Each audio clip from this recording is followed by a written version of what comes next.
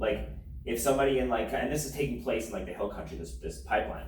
So it's taking place like San Marcos and Kyle, like in Buda, like in Blanco and like Driftwood and all these like counties that are right next door to us, right?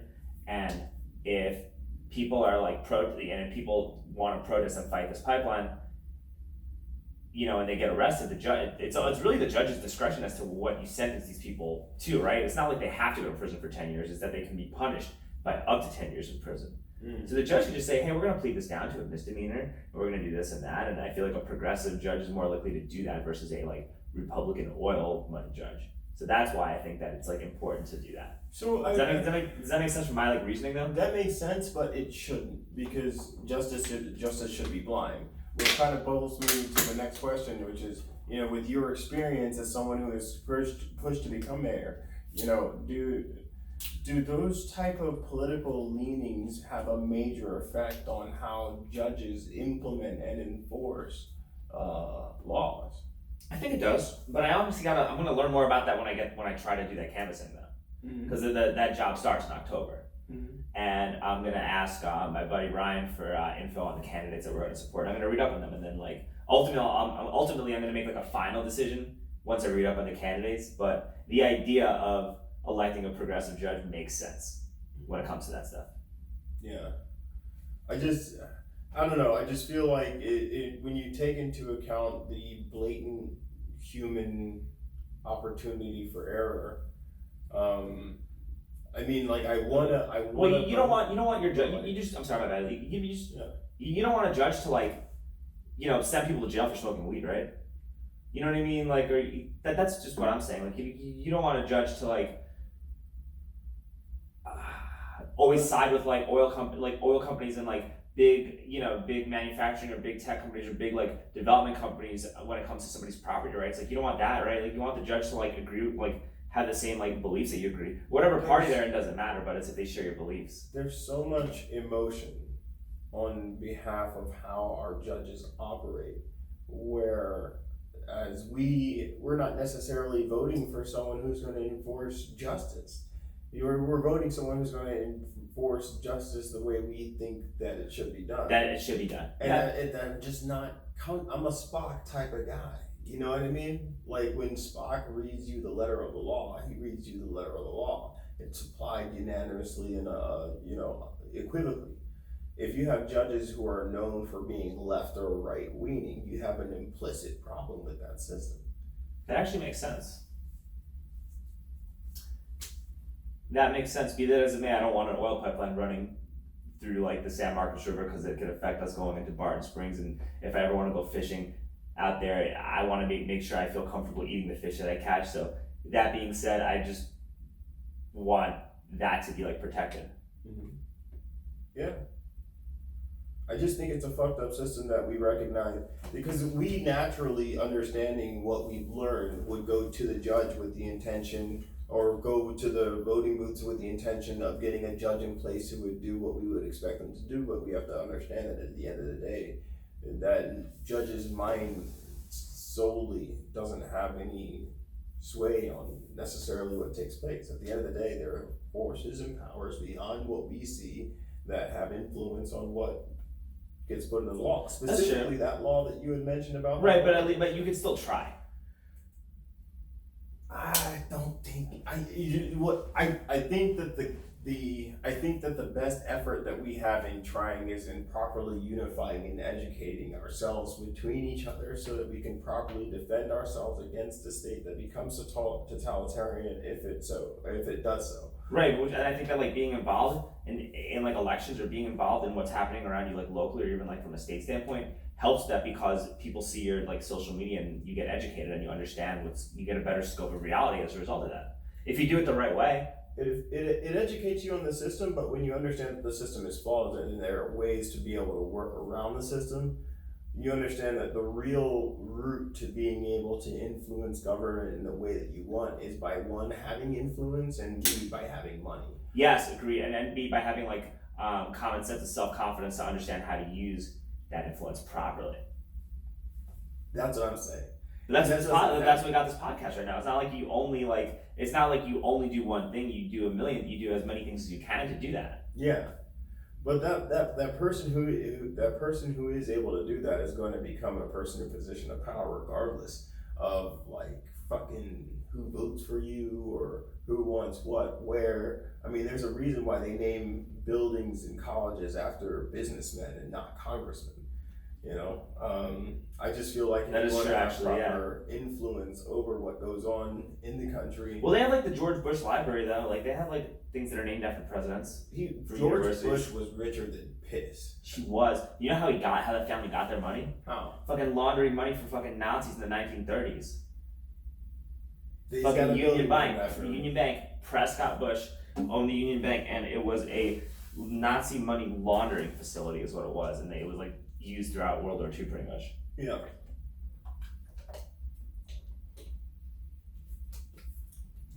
It's pretty nuts, but it also like back to Hillary Clinton. Mm-hmm.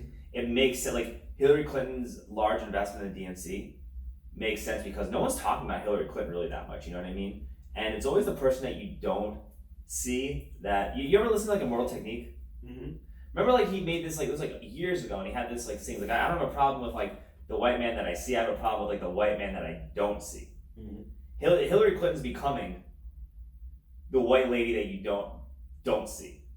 Whereas like 4 years ago you saw her all everywhere, but now she's kind of just becoming like someone you don't see, or someone like George Soros who's like becoming an invisible boogeyman. But the reason that they're an invisible boogeyman is because they do so many things behind the scenes that pull the strings of politicians and officials.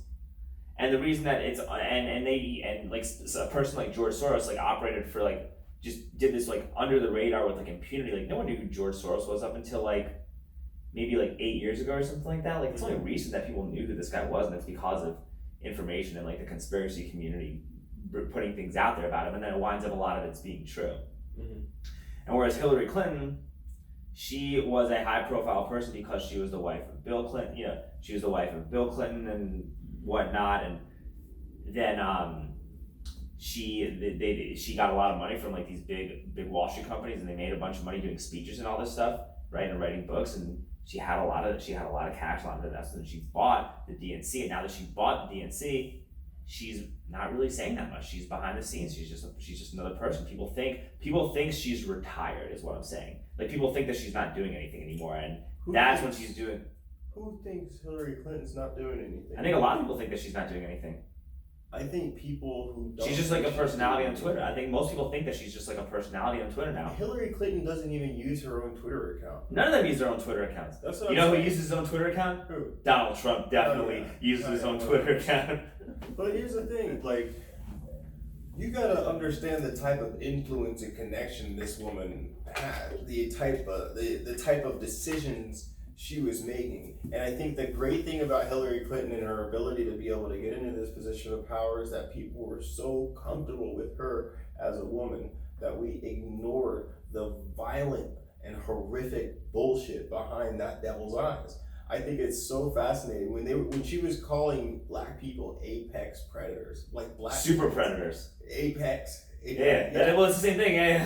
Yeah, super predators. You're fucking right. But still, it's just like I, as a black dude who grew up knowing that, and then seeing her run for president against Barack Obama, and no one wanted to fucking talk about super predators while everyone's throwing around racist, now made me so uncomfortable. And it's just like, on top of that fact, that when I was in Iraq, I got a phone call.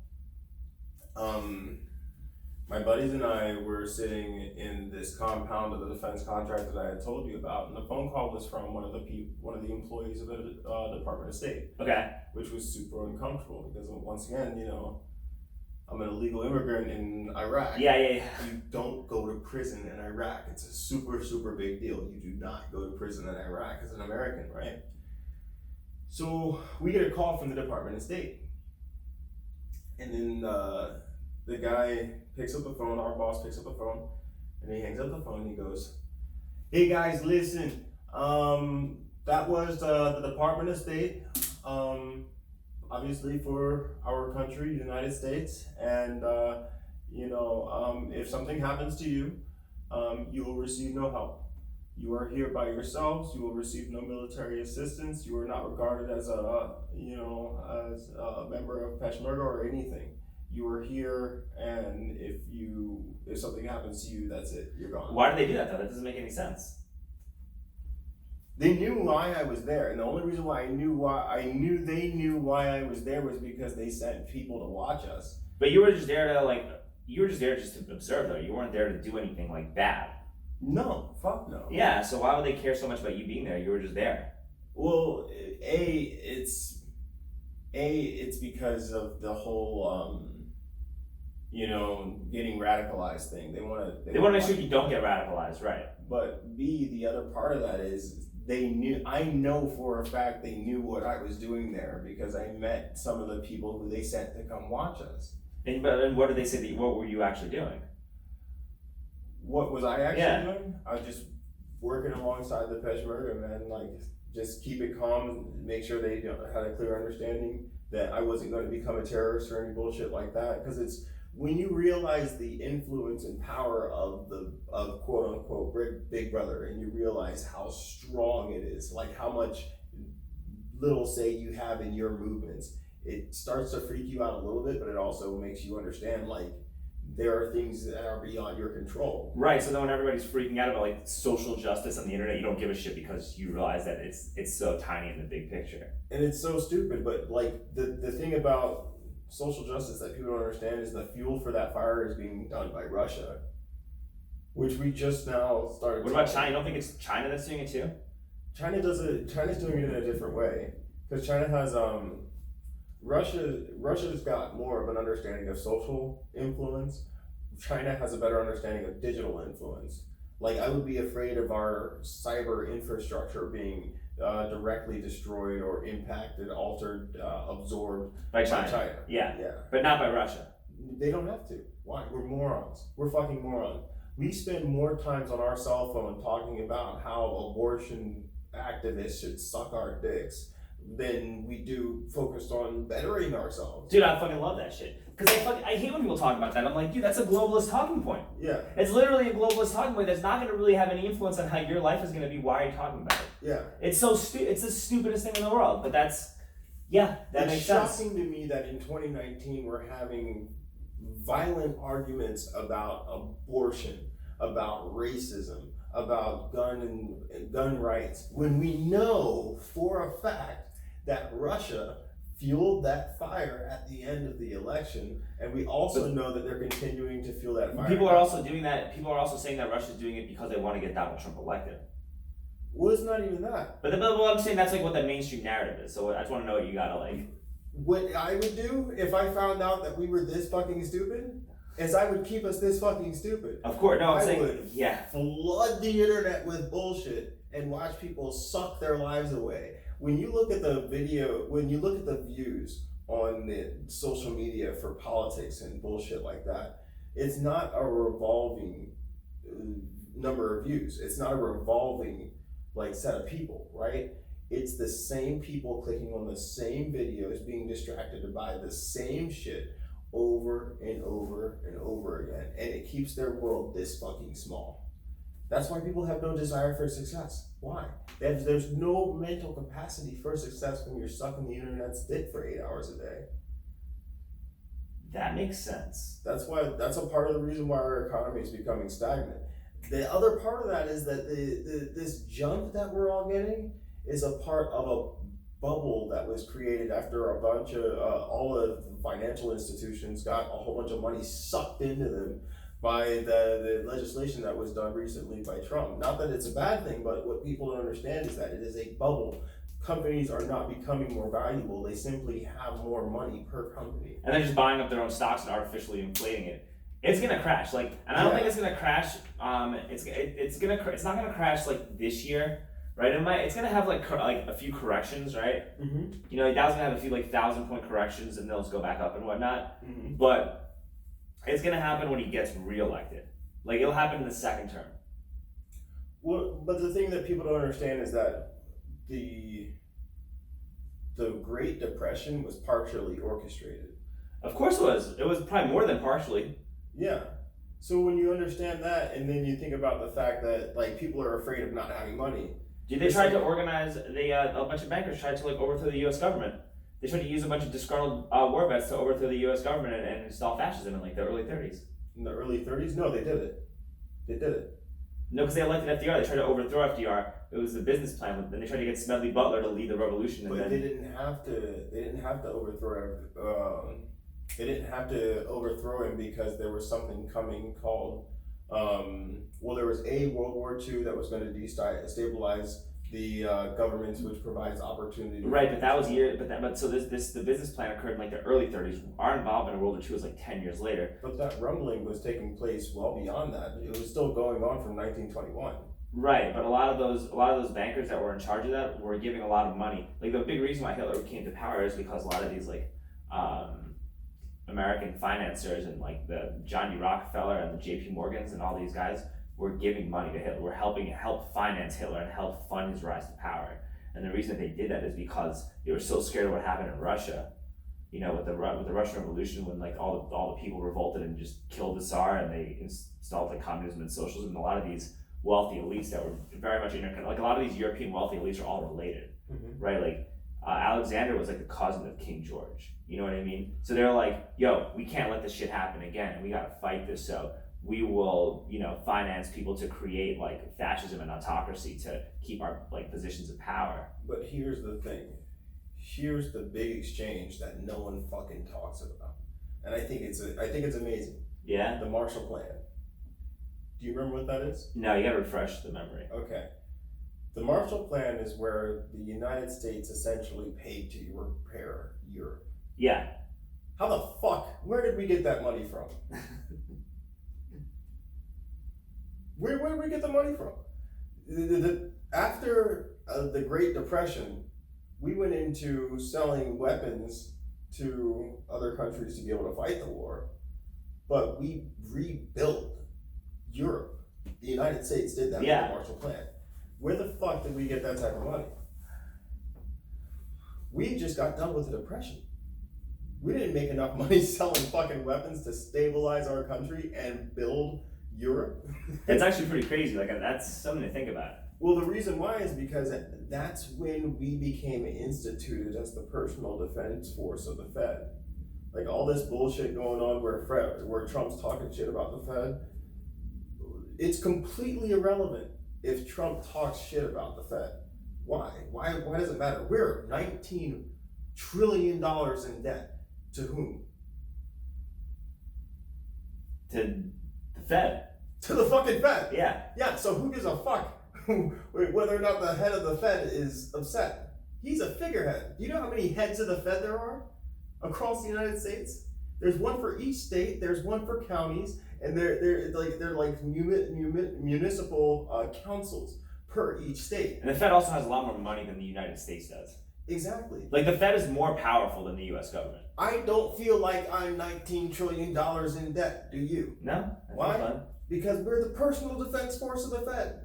Why are we constantly elevating our military? No other country has to do that. Not even fucking Russia. And they are the asshole of the entire world. Everyone hates fucking Russia. Why are we still one of the largest militaries in the entire world? Why does it make sense? Because the Fed is what's truly in control of how the United States operates. It's the financial influence of the Fed, because the Fed understands how to, not just purchase, but to control land over long periods of time, which is that crazy concept of purchasing. But what about our debt to China and stuff like that too? We owe a lot of money to China as well. China's not scared of us. No, I know, but I'm saying that. What about our debt? Like, how did that come about? Because we owe a ton. We were like $19 trillion in debt to the Fed. The entire world's currency is based on the dollar. You don't really understand that until you see other countries' stock markets with thousands of, not their currency, thousands of American dollars stacked on top of each other. China can get as mad at us as they want. What they really want is the money. How are they going to get the money if we don't have it? Well, China's also heavily invested in our debt.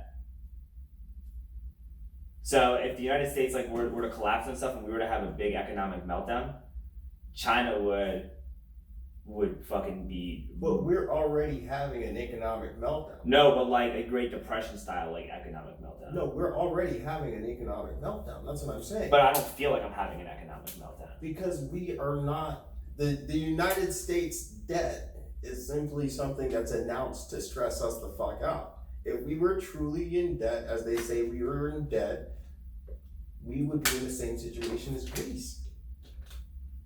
How much fucking debt is Greece in? I don't think they're as much debt as we are, right?